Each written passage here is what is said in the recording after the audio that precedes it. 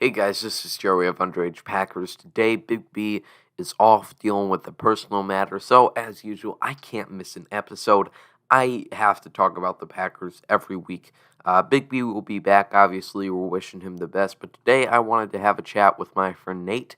He runs the Packer page on Instagram, not the team's social media, not the team's official social media, but the biggest Packers fan page on the planet, over 100,000 followers. But me and Nate have been talking a while on Twitter, and I finally wanted to get a chat with him. Hopefully you enjoy it. Welcome back to episode 65 of the Underage Packers podcast. Big B is currently out on a personal matter. Obviously, we're wishing the best for him. Can't wait for him to be back. But joining me to not replace him, because Big B is obviously irreplaceable as the co-host on here, is my friend Nate. You've probably followed him on Instagram for a while, but you had no idea.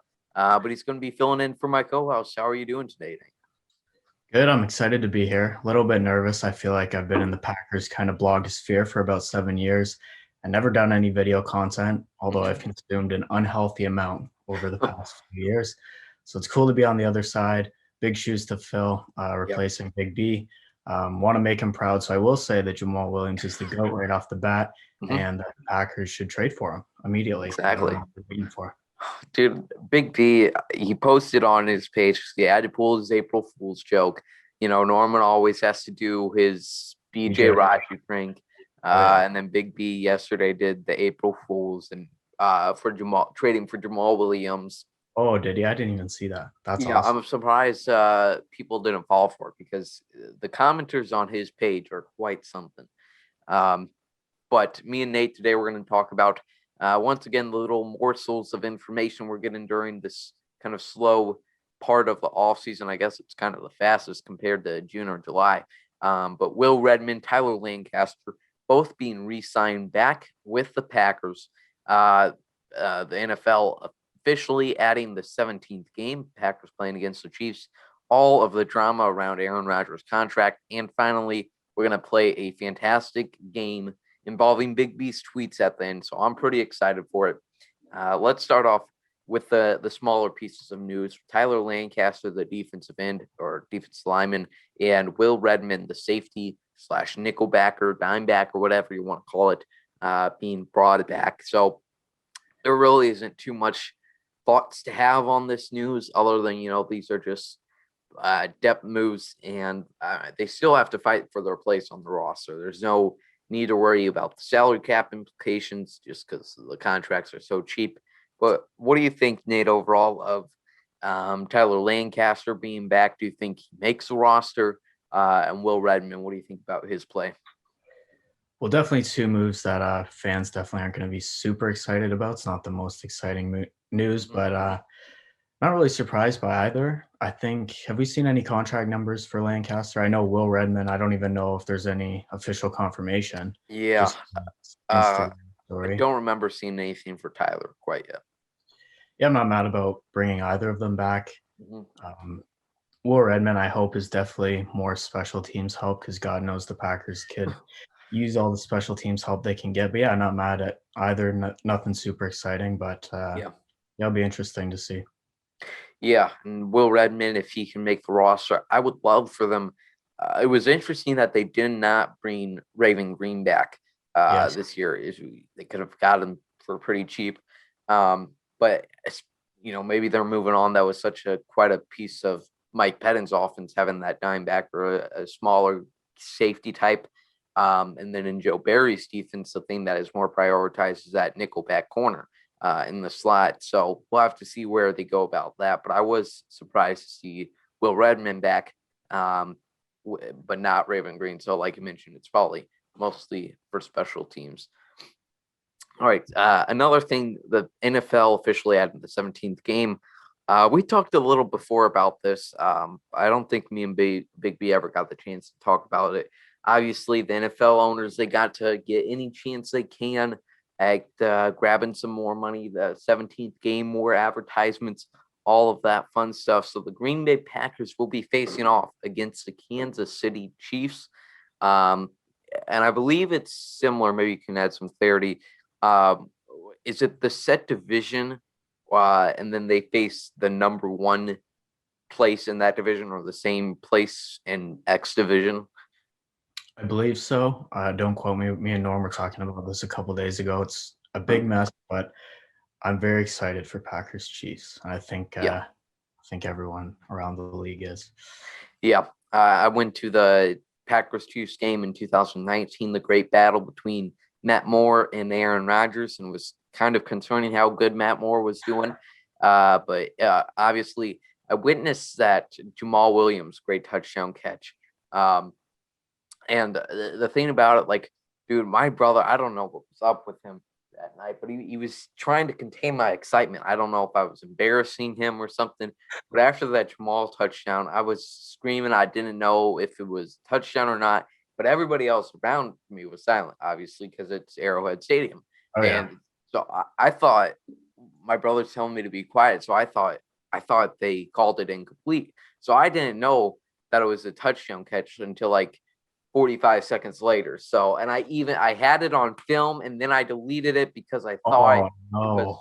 I major mess up right there. That was a Uh, back red zone catch, right? yeah. That was yeah, okay. I remember that. That was a good one. Hopefully we get some more plays like that with the 17th game. The Bears are playing the Raiders, and you got the Vikings against, I can't remember, but Bears versus Raiders. Nothing to worry about there except they're trying to expand the international play, especially with teams like the Packers that are not willing to give up some home games. Nate, I mean, how excited would that be? You living up north in Canada, how would you Yes. feel about Packers coming up there for a regular season game? Oh, I'd definitely be there for regular season for sure. They came up to Winnipeg, I think it was a couple years ago for preseason, and Yeah, I'm actually farther from Winnipeg than I am from Wisconsin, so I didn't bother with that. I have mixed feelings about the 17th game. Obviously, the players hell hate yeah. it, which I don't like to see the players upset. I know people say they get paid millions of dollars to play football, hmm uh, but still, but the international possibility I think is great. I kind of agree with you. The stats getting mixed up, like the records for 16 games, and then someone will probably beat those records in 17 games, and then Yeah, probably in a few years, to be honest, we'll probably be playing 18 games and anything for more money. So I have mixed feelings on it, but I can't complain about more football. exactly. Yep, nothing we can really do about it. Um, and yeah, I know the whole idea that just because they make millions, I think is stupid personally. And I think Yes, one I thing agree. that a lot of people miss is that like really only 10-15% of NFL players are getting money where they can space it out throughout their whole lives. Um, 100. the other 85% are players like Will Redmond and Tyler Lancaster that while 2 million might be a lot for now, they have to find a way to get that through the next 60 years of their life. Um, Yeah. and they've spent the last 20 years working every second at it. So, Yeah, and it's a player safety thing too. I mean, obviously, yeah, I think that's the biggest factor in them hating it. I think their salaries are prorated over the 17th game, so they're, hmm it all they're still getting what they're worth. But player safety, yeah, definitely at the front of that issue. yeah. One funny thing about this is that the Bears were the only team to vote against it. So either they want to maintain their records from 1942, or they've 16 weeks is enough of torture for them. All right, moving on to the next topic here. The Packers, all the drama, all the obsession about Aaron Rodgers' contract. And I wanted to share, and probably should have brought this up before just bringing it up uncandid here. Wes Hockwitz answer, friend of the show. Um, Somebody on Packers.com insider inbox asked him about Rodgers restructure. And I just can't stand this whole obsession. We are right in the middle. I mean, we don't even know what's going to happen at quarterback over the next few years, and we are already experiencing the Rodgers stand. You could already start the last day at Lambeau sequel right now. All right, so this is what Wes had to say to Steve from Lake State Stevens, Washington. I wish that was a Wisconsin town. I mean, I love pronouncing Wisconsin cities, but that's besides the point. Here we are. Steve has to say, I'm sure you're aware of the ongoing saga of as the talking heads turns as it as it pertains to Aaron Rodgers' contract situation. As a talking head closer to this to the characters involved, do you have anything? You would like to say that hasn't already been said? And I love that he says, as a talking head closer to the characters involved, acting like just because Wes's office is in 1265 Lombardi that he has any other insight. But Wes replied to him with, "Have I said I don't care yet? If not, I don't care." And that's not me being dismissive. That's me not giving a hoot what the talking heads have to say regarding Aaron Charles Rodgers, his contract, his play, the car he drives, or the deodorant he wears. I've covered Aaron Rodgers for 10 years, almost a third of my life. That's 10 years of genetically modified narratives, wayward speculation, and inexhaustible talking points conveniently processed into snappy headlines and eye-catching lower thirds. You cannot get me to care what people outside of Brown County think of Rodgers or his contracts. My eardrums have been ruptured. The antenna is broken. You have lost me, and I ask not to be found. That's I like that. Yeah, he's got a little bit feisty in him. I love the use of the word hoot. You can't get the people at Packers.com mad. But I just the obsession, the saga, just the national media, how they're so obsessed. I'm just so tired of this. Rodgers needs help. Rodgers needs something from the Packers. And we just like to blame everything on the front office now, apparently. We like to take speculation from Mark Murphy's press conference. People are so worried about what are we going to do with Rodgers? Is he going to leave us in the next 2 years? Yes, he is, but don't worry. No, he isn't. I'll tell you that so you can shut up on Twitter and I can stop adding people to my mute list. But what do you think of this obsession, the drama with Aaron Rodgers' contract restructure? Crazy because I agree with Wes a little bit where I don't really care, but at the same time, I tweeted this a few days ago. I'm spending about 98% of my waking hours thinking about what the quarterback room is going to look like in Green Bay over the next few years. I think it's fascinating, and I really can't wait to see what happens. I think a lot of my patience comes from me knowing what I don't know. And Exactly. so much of what's going to happen here is based on Jordan Love's development, which I've heard a bunch of people say this. We know nothing about, and I'm okay with that for now. I trust the front office. I trust the people watching him at practice every day. I think we've seen a couple of videos, but can't really learn anything from there. It's going to be because the idea that, since they didn't restructure Rodgers, which we'll see if they do. And I understand the paying attention to it. If they don't restructure Rodgers, that is sending the message of sending the message by not sending the message, basically, or doing something by not doing something, and that they're leaving the options open for them. How the national media is painting this, though, is that they are committed to Jordan Love after this year, which is also a stupid idea. I think it still stays the same, that they're going to track Rodgers, going to track Jordan Love, and it's not going to be, people are going to expect Jordan Love, if he does end up being the starter for us one day, and the type of fashion where they trade or release Aaron Rodgers, probably trade, they're going to expect him to go out there and look like Aaron Rodgers. They're going to think the reason, well, if they moved on from Aaron Rodgers, this Love kid must be better already, which isn't the case. You plan who's going to be better in 5 years, not who's better right now.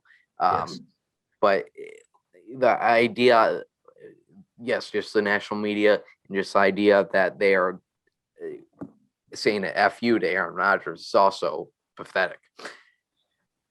Yes, and another thing I wanted to add is that it feels like people like to talk in absolutes, and I would say that the front office has no idea what the room's going to look like in a couple of years either. So if they don't know, obviously we don't know, but I can't wait to see how it plays out. I think it's going to be so much fun the next few years, and whatever happens, I'm on board. Me and Big B came in with the draft drafting a Jordan Love. We made 2 episodes getting all excited for the draft, and then they draft Jordan Love, and it's like, okay, so how do we handle this? We had like a whole it was 35 minutes, 35-minute episode for episode 3, and 20 minutes of it was Jordan Love. And rest of it was like, okay, so what does this mean with Jose Adebayor, AJ Dillon, and whatnot? But yeah, it's going to be so fascinating over these next few years. When that happened, it didn't feel real, and it didn't feel. I don't know. It just didn't. I didn't know what to think at that time. I like, you knew it was a possibility at the start of the night, but you're like, kind of like, yeah, exactly. Happen. But that was by far the wildest night on Packers Twitter. People losing their minds, and yeah, it was a fun night. Definitely fun night. Yeah, definitely a fun night. Man, because another thing about that, me and Big B, we did an Instagram live. We had like nobody ever watched our Instagram live, and we did Instagram lives all of last year. Nobody watched them, but everybody was tuning in on draft night. They were telling us how stupid Brian Gutekunst was, how this is an awful pick. And I will contest when Jordan Love on his Hall of Fame induction, and me and Big B were there defending the pick. So yeah, day one. Yeah, day one stands. Yep. So that's Rodgers. Obviously, can't skip over. He spotted on vacation with his fiancee Shailene Woodley. Biggest news of the week. I just found out that there is Shailene Woodley fan pages. I had no idea. They are everywhere. Yeah, so I had no idea she was that big of a deal. Was she like the headline actress for Divergent? She was. 14-year-old me was obsessed with Shailene Woodley, and now it's that she's engaged to my favorite quarterback. Wow, I mean, you're sounding like Big B here. We've told the story about his Danica Patrick car that he had and his Instagram live he did after the breaking news that Rodgers and Danica broke up. So, but yeah, you and Big B have something with Rodgers' relationship. So I'm not gonna destroy your passion. So let's talk a little bit about this upcoming draft here. There's going to be a lot of wide receiver talk again. I think it's like, I'm just so tired of this go around like we had last year of, they're going to draft a wide receiver. Like, it's so funny to see every national mock draft, like NFL.com, it's wide receiver every time for the Packers. Every like local writer, every podcaster for the Packers, it's not a wide receiver. It's usually cornerback, offensive tackle, or defensive tackle. So I'll ask you, where do you think, obviously you never know what players are available, and that depends on a lot, but what position do you think the Packers go with in round 1? Well, I was hoping you aren't going to ask me my draft crush, because I'm not a huge draft guy. Yeah. I learned a few years ago I used to do the whole draft crush thing, and then the pick would come in and it'd be somebody that I've never heard of. Yep. I'm kind of hoping for a cornerback. Yeah. I don't want to put too much energy into it because I don't want to be heartbroken when it's not. Yeah, I mean, cornerback, offensive tackle. I think selfishly, I think a cornerback would be cool. So that's kind of what I'm hoping for. How about you? Yeah, I think I would love for it to be a cornerback. My preferable pick is a cornerback. I do think they're going to go offensive tackle, though. But maybe they trade down there. It's just a lot.